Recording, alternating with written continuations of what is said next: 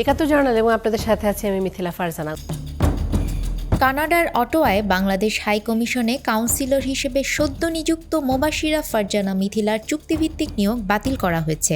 তিনি আগে একাত্তর টেলিভিশনের কারেন্ট অ্যাফেয়ার্স বিভাগের প্রধান হিসেবে কর্মরত ছিলেন। শনিবার জনপ্রশাসন মন্ত্রণালয়ের চুক্তি ও বৈদেশিক নিয়োগ শাখা থেকে এ সংক্রান্ত প্রজ্ঞাপন জারি করা হয়েছে। এর আগে পররাষ্ট্র মন্ত্রণালয় মিথিলাকে আগস্ট মাসের মধ্যে তার বর্তমান দায়িত্ব ছেড়ে ঢাকায় ফিরে আসার নির্দেশ দেয়। মিথিলা পররাষ্ট্র মন্ত্রণালয়ের পাবলিক ডিপ্লোম্যাসি উইংয়ের পরিচালক ও কাউন্সিলর হিসেবে চুক্তিভিত্তিকভাবে নিযুক্ত ছিলেন।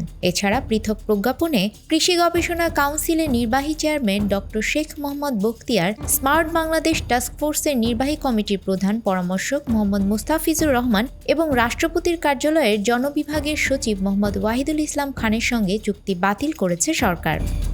সাংবাদিক, সংবাদ উপস্থাপক এবং টকশো সঞ্চালক হিসেবে কাজ করেছেন মিথিলা ফারজানা। গণমাধ্যমের বিভিন্ন শাখায় কাজ করেছেন তিনি। একাত্তর টেলিভিশনের একাত্তর জার্নালের সঞ্চালনা করতেন তিনি। এছাড়াও ঢাকা বিশ্ববিদ্যালয়ের সাংবাদিকতা বিভাগেও শিক্ষকতা করেছেন। আফরিন আপ্পি, আমাদের সময়।